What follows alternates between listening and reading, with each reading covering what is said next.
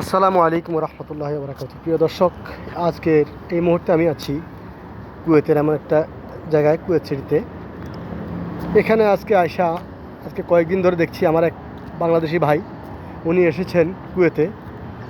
ওনাকে বাংলাদেশি দালাল, যার বাড়ি হচ্ছে যশোরে, ওই দালাল ওনাকে কুয়েতে এনে বাংলাদেশের কুয়েতের গৃহকর্মী ভিসা দিয়ে এনে তাকে কোনো আকামা না লাগিয়ে, তারে কোনো রকমের সুযোগ সুবিধা না দিয়ে, কোনো চাকরির ব্যবস্থা না করে ওই লোক দেশে চলে গেছে।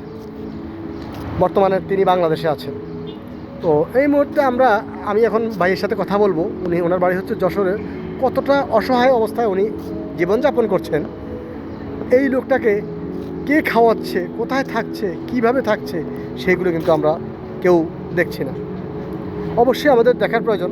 আমাদের বাংলাদেশের ভাই বন্ধুরা অনেকে বলে থাকেন যে কুয়েতে যাচ্ছি, 2 লক্ষ টাকা কামাচ্ছি, 3 লক্ষ টাকা কামাবো, 5 লক্ষ টাকা কামাবো। এগুলো যে আপনাদেরকে দালাল চক্র বলে নিয়ে আসে এখানে, আইনে আপনাদেরকে সাগরে ভাষায় দিয়ে দালালরা পালিয়ে যায়, চলে যায়। সেই জিনিসগুলো আজকেই প্রমাণ দেখুন আপনারা। এই যে আমাদের ভাইটা এখানে আছে, ওনার বাড়ি হচ্ছে যশোরে। আসসালামু আলাইকুম ভাই, কেমন আছেন? আসসালাম। আপনাকে যে নিয়ে আসছে, সে কোথায় আছে বর্তমানে? বর্তমানে ও বাংলাদেশে আছে। উনি বাংলাদেশে আছে। তো উনি আপনারা কি বলে আনছে? উনি বলছে যে তুমি আসো, আমিও আসি, 8 ঘন্টা কাজ করবে, তোমার 160 টাকা দেবো। আচ্ছা। এই বলে আমাকে নিয়ে আসছে। আমার কাছে 7 লক্ষ টাকা নিয়েছে। আমার মেডিকেল করেনি, আকামা দেয়নি, কিছু না। আমি যেদিন আসবো তার একদিন আগে রাত্রে 2টোর সময় সে ফ্লাইট নিয়ে বাংলাদেশে চলে গেছে, আমি জানি না। আচ্ছা, বুঝছেন? ওনার বাড়ি কোথায় আপনি চেনেন? হ্যাঁ, ওনার বাড়ি আমি চিনি, কিন্তু বর্তমানে ওনার বাড়িতে কেউ নেই, বাড়িঘর বন্ধ, ওনারা পলাতক। আমার বড় ভাই যায় আসে, বাড়িতে কাউকে পায় না। আপনার কাছে ওনার কোনো ছবি আছে?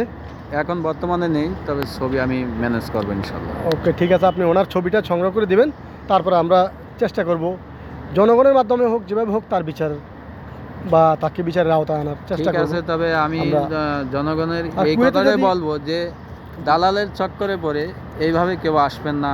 8 লক্ষ, 12 লক্ষ, 10 লক্ষ টাকা দিয়ে আসলেই কিন্তু এইভাবেই আমার মতন জীবনযাপন করতে হবে। খেয়ে না খেয়ে কনে ঘুমাবেন, কনে থাকবেন, এই বিদেশে কেউ কারণ না।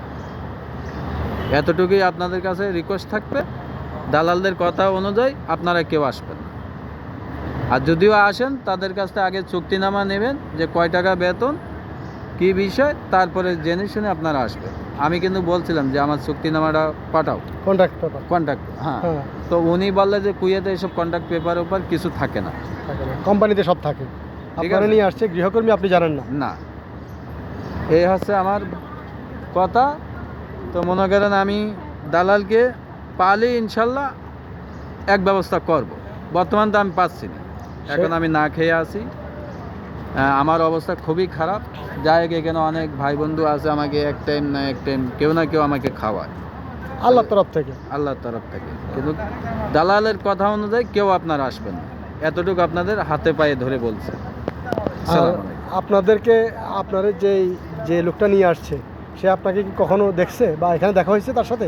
এখানে আমার সাথে দেখা হয় নাই, ওনার সাথে ভিডিও কলে কথা হয়েছে, ওনাদের বাড়িও গিয়েছি, ওনার সাথে আমরা কথাও বলেছি, সমস্যা নেই, ওনার বাড়ি আমি চিনি। আচ্ছা, কিন্তু বর্তমানে ওনার বাড়িতে কেউ নাই। ঠিক আছে, তিনি যদি কুয়েতে আসেন, আশা রাখি আমরা তাকে ধরার ব্যবস্থা করব, অথবা অ্যাম্বাসির মাধ্যমে হোক, বাংলাদেশ অ্যাম্বাসির মাধ্যমে হোক, যেভাবে হোক তারা যদি পাওয়া যায় তাকে আমরা ধরে আইনের আওতায় দেব। কারণ আরব গালফের মধ্যে এইসব দালালদেরকে ধরার জন্য কুয়েত সরকার বেশ কিছু পদক্ষেপ নিচ্ছেন।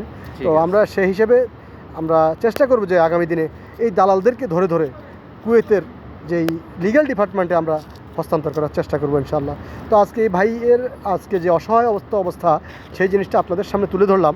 আপনারা যে ভাই বন্ধুরা বলে থাকেন যে আমরা কুয়েতে যাচ্ছি, 2 লক্ষ টাকা কামাচ্ছি, 5 লক্ষ টাকা কামাচ্ছি, যাব, কেউ যাচ্ছে 50,000 টাকা, 1 লাখ টাকা, 10 লাখ টাকা, 12 লাখ টাকা, 15 লক্ষ টাকা দিয়ে আসছে কুয়েতে, যে 5 লাখ টাকা ইনকাম করবে, তাদেরকে আমরা বলবো আপনারা এসব ভুয়া ফাঁদে পড়বেন না এবং নিজের জীবনটা শেষ করবেন না।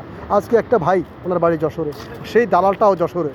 আজকে উনি কতটা অসহায় অবস্থায় আছেন আপনারা কেউ জানেন না। প্রিয় ভাই বন্ধুরা, দয়া করে আপনাদের কাছে অনুরোধ থাকবে আগামী দিনে যেন এসব দালালদেরকে ধরে শায়েস্তা করার ব্যবস্থা করা যায়, আপনারা সবাই অবশ্যই এই দালালদেরকে ধরার চেষ্টা করবেন। যে দালাল আসবে তার সম্পূর্ণ স্টাম্প এবং যেটা পাবেন তার ছবি সহ সম্পূর্ণ কিছু সংগ্রহ করে রাখবেন এবং তার থেকে তার জিম্মাদারি একজনকে আপনারা নেবেন। অযথা আপনাদের লক্ষ লক্ষ টাকা দেবেন না, নিঃস্ব হবেন না, সর্বহারা হবেন না। আপনারা সবাই এমন কিছু করবেন না। এমন ভুলগুলো করে থাকে আজকে আমাদের অনেক হাজার হাজার ভাই বন্ধু বিদেশের বাড়িতে অসহায়ত্ব জীবনযাপন করছে, হ্যাঁ, মানবেতর জীবনযাপন করছে। তাদেরকে আমরা ভালো কিছু করার চেষ্টা করবো ইনশাআল্লাহ। আগামী দিনে যেন আমার ভাই বন্ধুরা সবাই, যারাই আমার ভিডিওটি দেখছেন আজকে, এই আমার যশোরের ভাইটার ভিডিওটা, আপনারা সবাই তাকে একটু ধরার চেষ্টা করবেন। আগামী কয়েকদিন পরে আমরা ইনশাআল্লাহ তার দালালের ছবি সহ বেশ কিছু জিনিস আপনাদের কাছে উপস্থাপন করব। যে আজকে 7 লক্ষ টাকা নিয়ে গৃহকর্মীকে নিয়ে আসে, তার আকামা না দিয়ে, কোনো কিছু না দিয়ে সে চলে গেছে বাংলাদেশে। কতটা খারাপ লোক হতে পারে আমাদের বাঙালি জাতি, নিকৃষ্ট নিম্ন শ্রেণীর বাঙালি জাতি হতে পারলে এমন ঘটনা করতে পারে। আজকের জন্য এখানে বিদায় নিলাম। আল্লাহ হাফেজ। সবাই ভালো থাকবেন, সুস্থ থাকবেন। আসসালামু আলাইকুম রহমতুল্লাহি ওয়া বারাকাতুহু। যারা দেখবেন সবাই শেয়ার করবেন এবং এই যেই দালাল তাকে নিয়ে আসছে, যদি আপনারা কেউ চেনে থাকেন, আগামী কিছুদিন পরে তার ছবি পোস্ট করব, তাকে ধরে দেওয়ার চেষ্টা করবেন। যদি আপনারা সেই দালালকে ধরে দিতে পারেন, আমি নিজে আমার পকেট থেকে 20,000 টাকা পুরস্কৃত করবো ইনশাআল্লাহ। আল্লাহ হাফেজ। আসসালামু আলাইকুম রহমতুল্লাহি ওয়া বারাকাতুহু।